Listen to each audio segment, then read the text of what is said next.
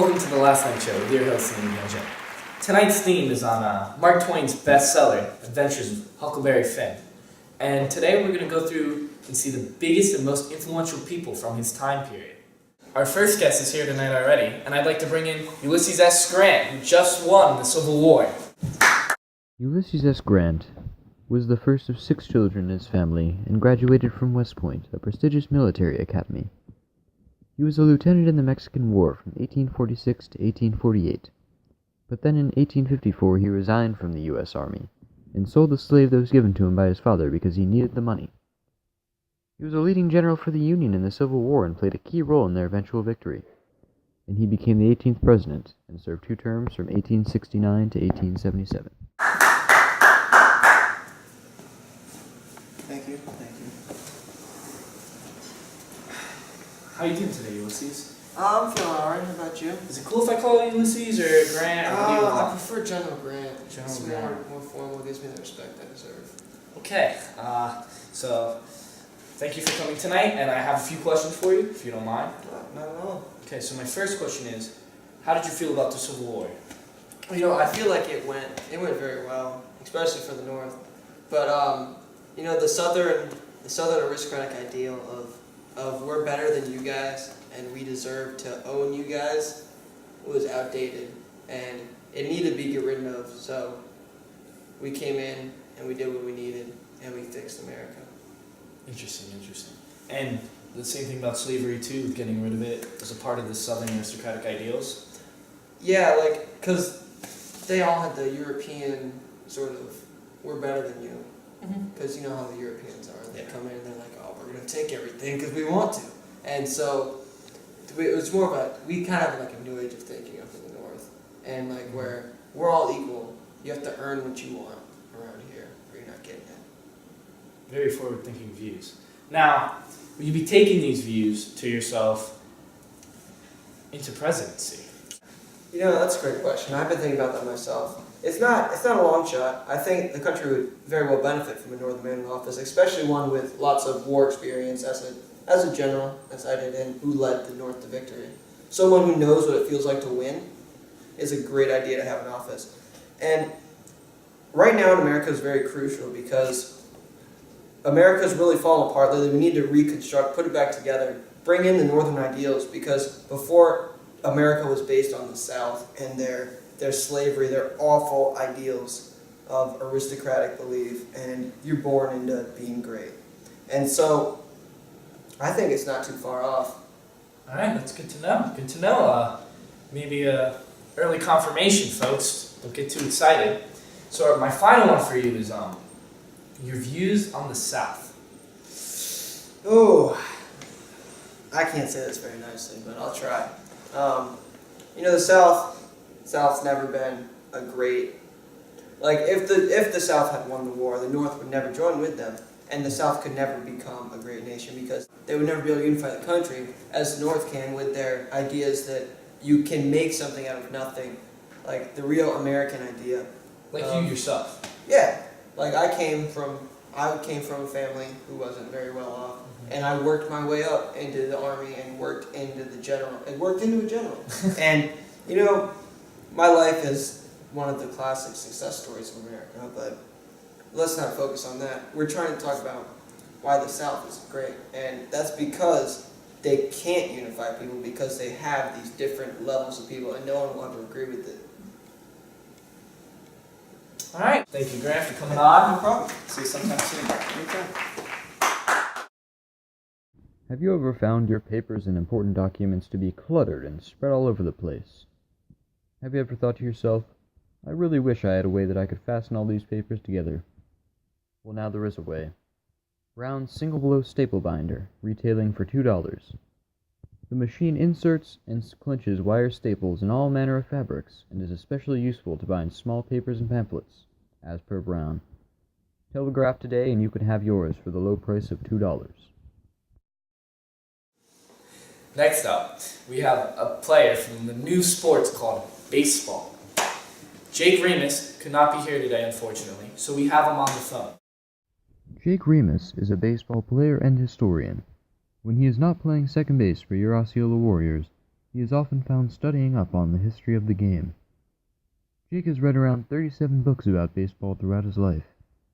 He is a self-proclaimed beast when it comes to memorizing and flaunting his excessive knowledge of trivial facts about baseball.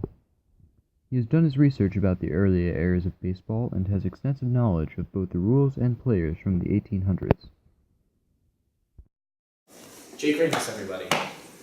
So Jake, how do you play the game of baseball? Well, thank you, Liam. Baseball is a rapidly growing sport today, and if you haven't been keeping up with us, it's played between a few different guidelines. There are 9 players on the field at one time. Batters on one team take turns trying to hit the ball so that the other team can't field it before they touch all 4 bases, and that, of course, amounts to what we call a run. The hurdlers on the opposing team try to prevent this, and their job is to underhand toss the batter the ball and get him to try to hit one of his defensemen, so he can record an out. Once you get 3 outs, you get to switch roles in the game, and that, of course, constitutes the defense becoming the offense. The batter does have some hidden rules to abide by, such as if they take 6 balls that are out of the strike zone, they get granted first base with a walk. If he hits a ball in the foul territory and it's fielded on a single bounce by a fielder, it's called a bamboozle and it counts as an out. Most baseball players are also prohibited from any swearing or spitting in order to appeal to the masses as the ultimate gentleman's game, something that we as a sport are quickly growing into. Thank you. So Jake, where did this game take place? Well, Liam, the answer to that would really revolve around the great Alexander Cartwright, who is known as the founding father of our game of baseball. 1846, he assembled a team that he called the New York Knickerbockers, and it was 14 baseball players who would square off against a rival team, the New York Nine, and they were mainly made up of other Knickerbockers who didn't really feel like traveling to Hoboken to go for all the practices. The Nine, yeah, they really took it to the Knickerbockers. They won 23-1, and the game took place in Hoboken, New Jersey on Elysian Fields, and this game was really the kickstart. It was what started the game of baseball for all of us, and it holds a special place in my and many others' hearts. Jake, do you think this game will take the country by storm and possibly the world?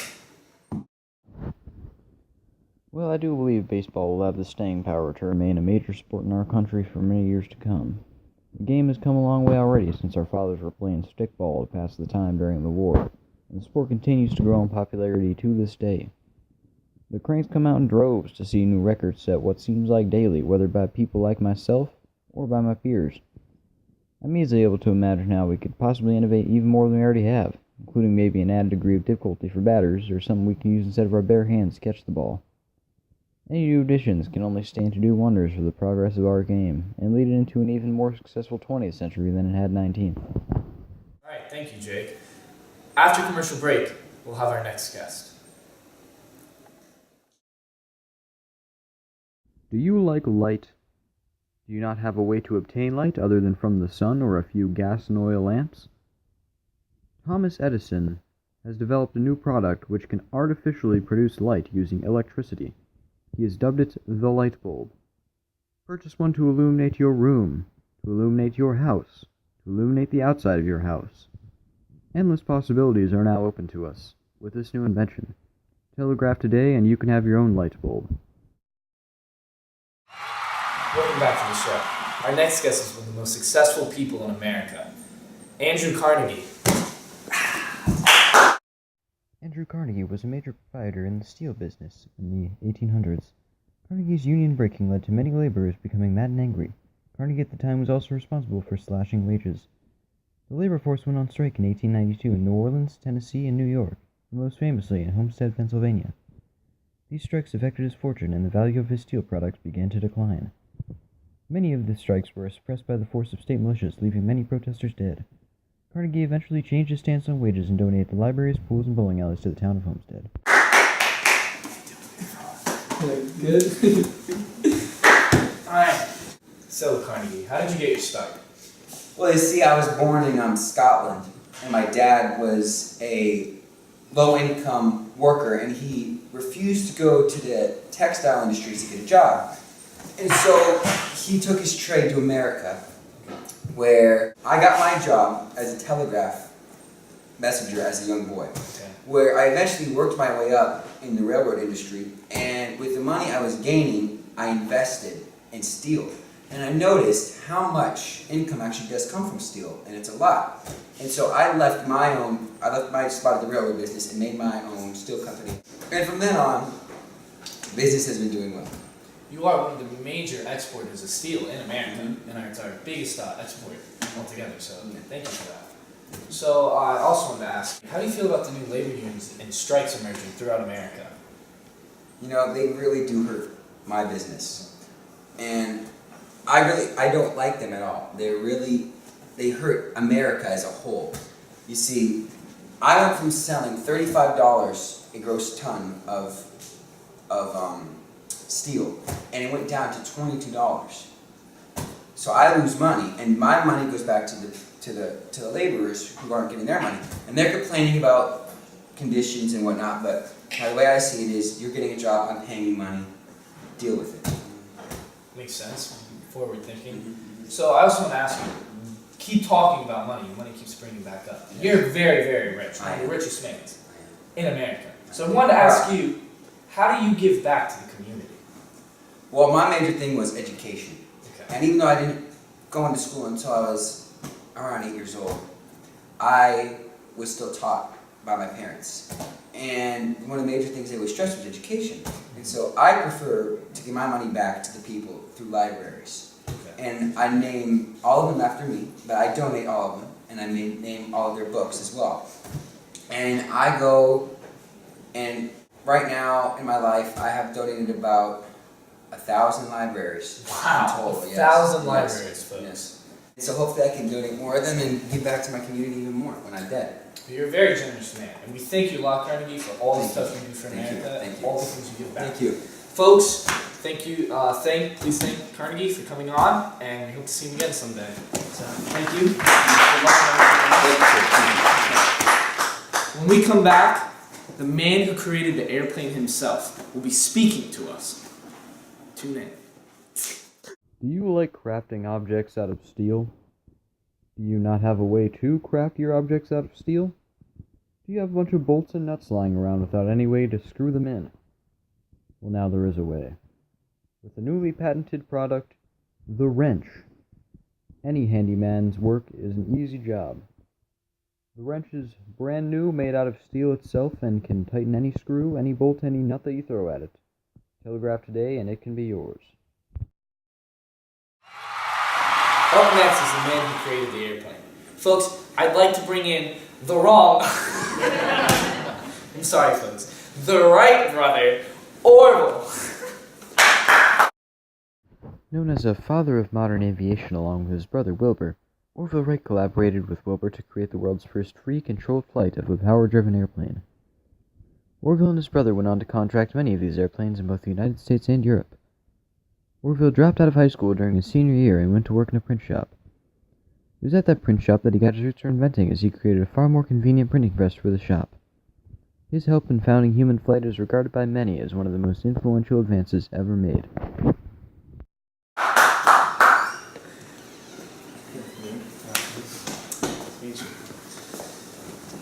Happy to have you here today onto the show.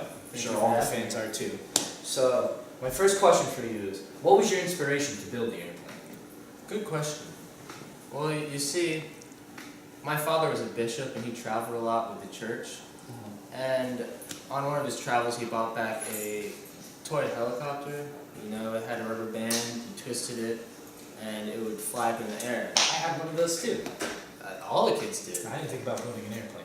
And see, me and my brother took that toy and we became fascinated with aeronautics and flight in general.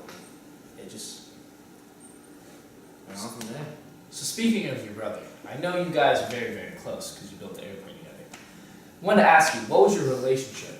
Like, how was your relationship together when you were younger, when you were building the airplane, and now today, now that you're famous? Ever since we were children, you know, me and Wilbur have been close. And when I went into the newspaper industry, he went with me and decided to be my editor.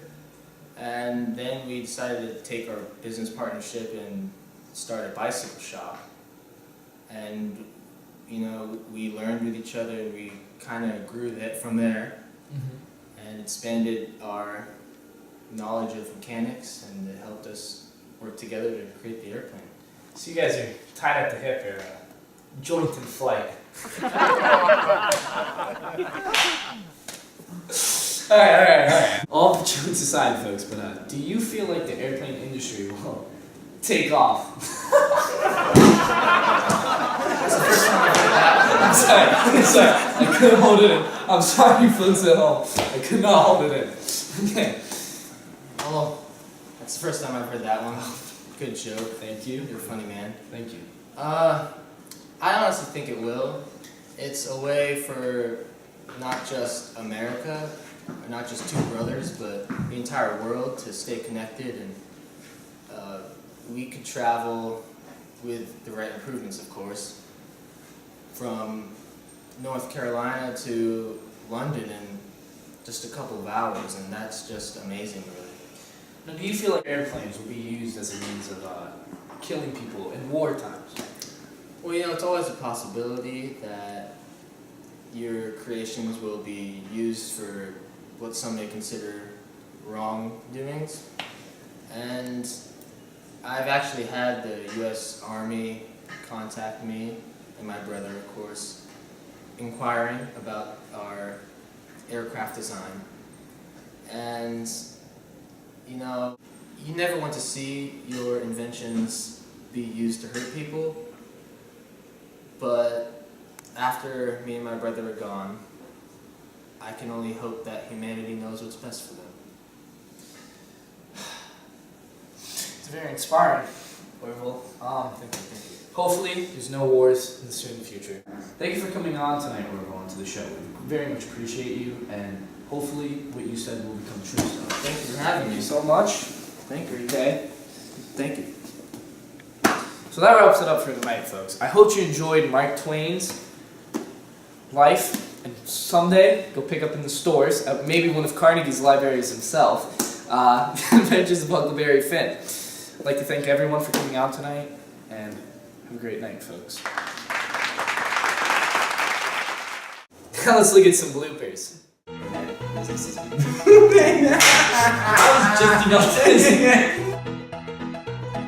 I took, and I was raised in America, of course. Like, we...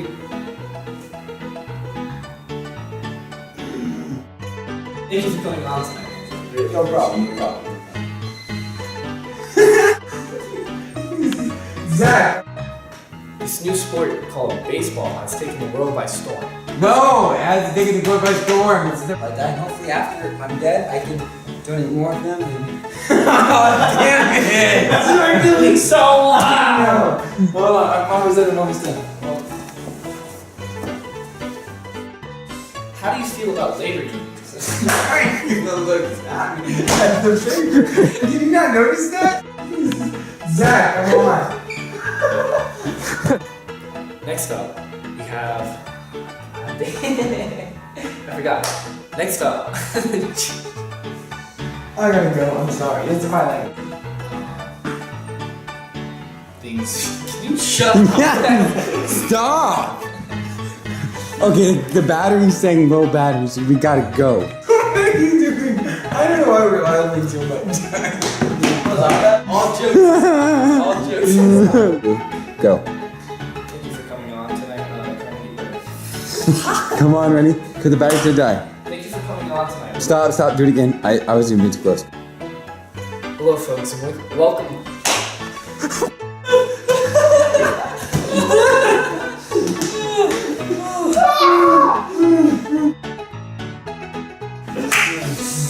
That was good. Respect. That was really good. We're done with this. Let's go. Alright, We're done! Okay.